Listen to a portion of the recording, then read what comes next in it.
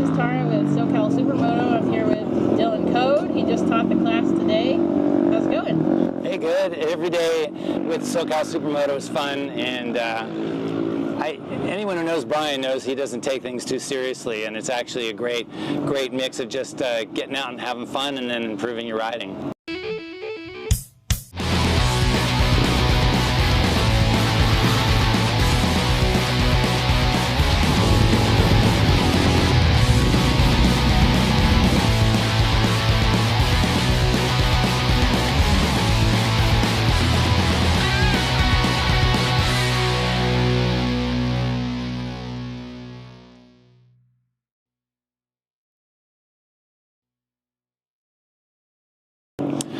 I always try to just change it up a little bit and give them something that, we're always developing new ways of talking about certain technical points at the school. So if there's something that I figure it works pretty well, then I'll come over and go over that with the students.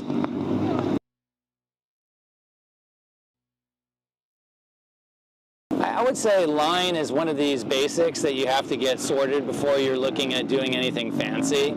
If people want to back the bike in or get their knee down or do any of these things, that's absolutely great. It'll definitely come, but if someone doesn't have a great sense of line or isn't able to put the bike where they want it, let's not go further past that point. Let's make sure that they can actually place the bike where they want it on that strip of asphalt. And when someone can confidently and competently put the bike exactly where they want it, that alone is a really great feeling, whether or not they're going fast or whether or not they're dragging their knee or anything else. It's just that confidence, like I said, to be able to place the motorcycle on the asphalt where you want it. That's huge.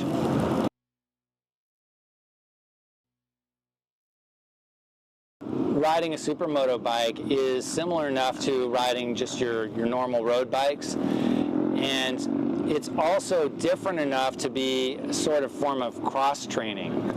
And we know that cross-training can actually make a better athlete in a certain area where it's just going to work certain muscles that they don't necessarily use all the time. But getting out in the dirt, feeling the bike move underneath you, getting comfortable with that is, of course, huge for confidence, because some people just can't stand to have the bike even twitch underneath them if they're not used to it. So there's plenty that crosses over, and then there's also some things that are fairly far apart, but at the end of the day, it's a chassis with a motor and two wheels, and they're going to behave, they're all going to behave in a very similar fashion.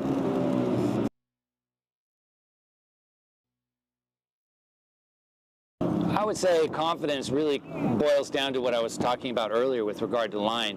Can you put the motorcycle where you want it? If someone is going into corners and every fifth corner they're running wide and have no idea and can't really get the bike back on line, something's wrong, and we need to dig in and figure out what that is. And it could trace back to a number of elements, and that's really where professional coaching can cut through a lot of fog.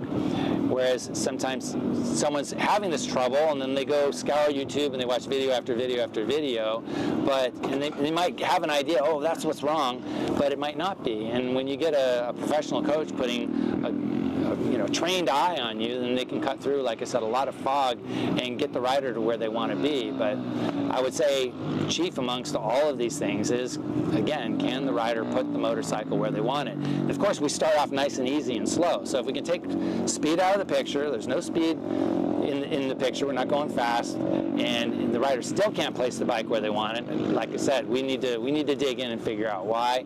And then once that is resolved, then the rider's confidence is going to really start ascending step by step. The California Superbike School, so we have a single-day program or a two-day camp. Two-day camp's more deluxe. It's a much higher price point, etc. There's even at the single-day school, which is a lower price point. If you're riding our bike, it's around $800. If you're on your own, it's around $600. And you're going to get a coach assigned to you all day long, and it's one coach to 3 students, so it's fairly personalized. The two-day camp, it's one coach to 2 students, so that's what we call semi-private. But the main benefit there, aside from the whole infrastructure, is you get a lot of personal feedback and personal attention about you, your riding. we are going to run every rider through curriculum, but we spend a lot of time giving that person that one-on-one attention that can really shortcut their path to success in cornering. I ride Supermoto because I don't know what happened. Just one day I decided to come out and do it, and Brian was here. This was many years ago, and I just had a lot of fun, just like all the other people. And then it escalated really quickly. I got my own bike and then started doing it on a more regular basis and got more serious with it. And then I was training with other racers, and it's something that I like to do just to keep my skills sharp. And I don't have my Supermoto bike anymore just because I don't have enough time to ride it. And what makes it really nice is I can come out and help. And then I can ride Supermoto and come out and guest coach for Brian. If anyone's interested, the California Superbike School is the world's largest motorcycle track school since 1980, and we've been to 138 tracks around the world. Our graduates have won 107 world and national championships. With that being said, the majority of the people we train are just your everyday riders, people that like to ride in the canyons, or even people that commute all the time.